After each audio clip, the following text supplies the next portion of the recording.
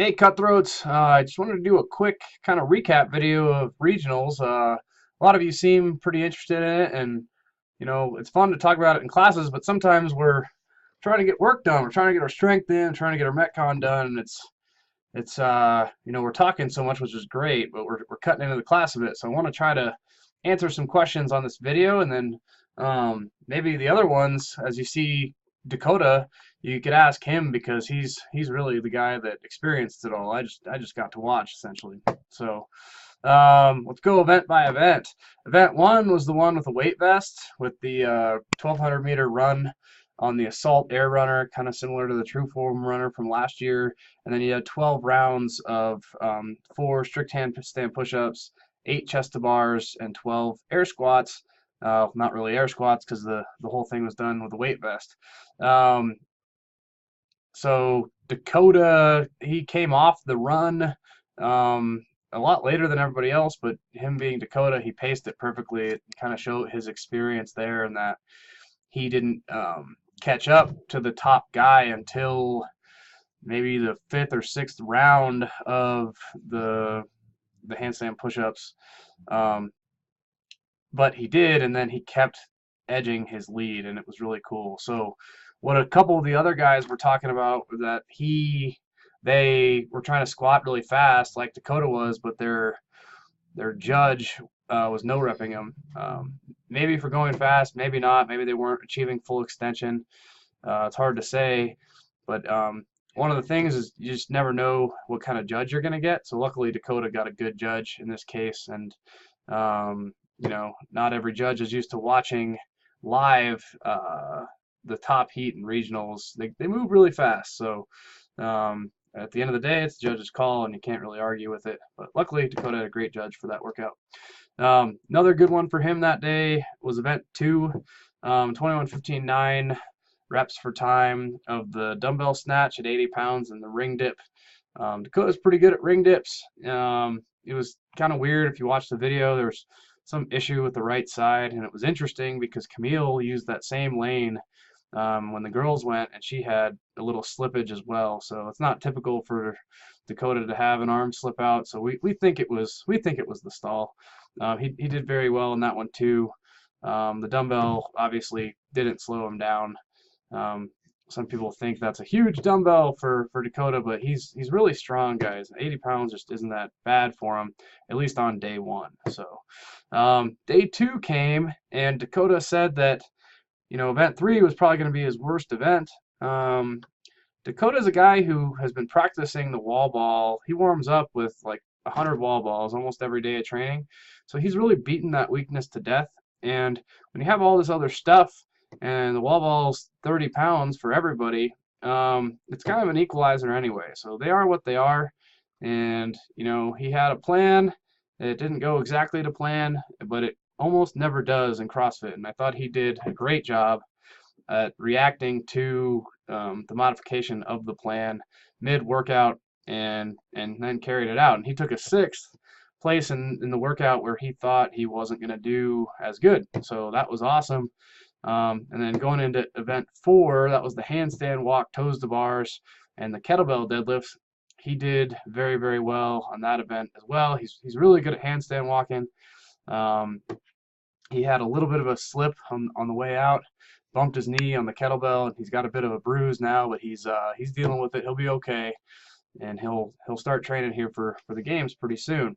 So after those 2 days, he was in 2nd place. Come into day 3, event 5, and he knew that was going to be a great workout for him because he's so good at muscle ups.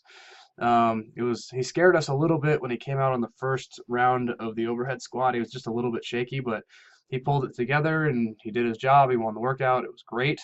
And then on event 6, we didn't really know how it was going to go, but those guys got off that 30 cal bike so quickly. We were wishing that there were more burpees in the workout because Dakota's so good at burpees, he could have caught up. The bike is not Dakota's favorite thing, and so he didn't quite catch up, but that was okay. He did awesome, and he was still good enough for 3rd place in the South Regional, so that was amazing. We are still trying to put a barbecue together, guys, and it'd be really cool if we all could kind of show Dakota our support at that barbecue, and everybody could show up and just say, "Great job." It's Dakota's the only male individual athlete from our state that is going to go to the CrossFit Games. So that's pretty cool. The only female is Camille LeBlanc-Bazinet, who will be her 8th trip to the CrossFit Games. A team from Southern Denver is going to be at the games as well, which is cool. So Colorado is represented with one team, one male, one female, and that male happens to be from our gym. So that's pretty cool, you guys, and you should really congratulate him and tell him what a great job he did, because he did. It was a lot of work.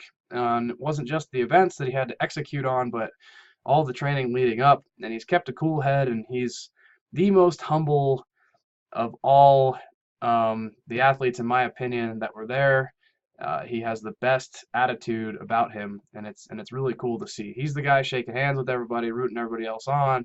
He's not puffing out his chest. He's just there to do the work, and it's really, really cool to see.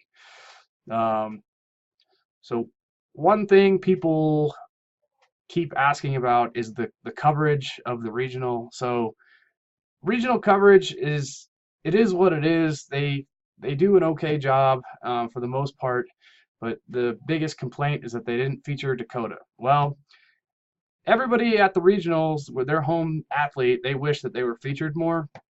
Unfortunately, the camera guys don't know what's going to happen, and they tend to comment or commentate on the previous games athletes the most, or who they think is going to win, but they're almost always wrong. It's a good bet to look at the previous games athletes, because they're probably going to show you something, but it's never 100% true. So the only way to really watch exactly what you want to watch is to watch it live. And so Dakota's family got to see it live, and I got to see it live, and that was really cool. And we got to follow him along, and we got to see the whole event floor. So if you guys really want to see everything, the thing to do would be to buy a ticket to the CrossFit Games first week in August. But I haven't been on the game site, but they tend to sell out really, really quickly. I don't even know if they're available right now, but if I were you and I wanted to go to the games, I would jump on that and get your lodging as soon as humanly possible. Anyway, yeah, I'd really like to organize a time to get together, like I said, at the barbecue, and just really congratulate Dakota. He's in the top 0.1, not 10th, not 1%, but 0.1% of athletes on this earth. Okay, there are over 300,000 people that did the Open. There will be 60 males that or something like that go to the games. He is one of them. So it's a very, very special time, and we do need to celebrate it. So anyway, it was a great time, and give Dakota a high five when you see him. Thanks, guys.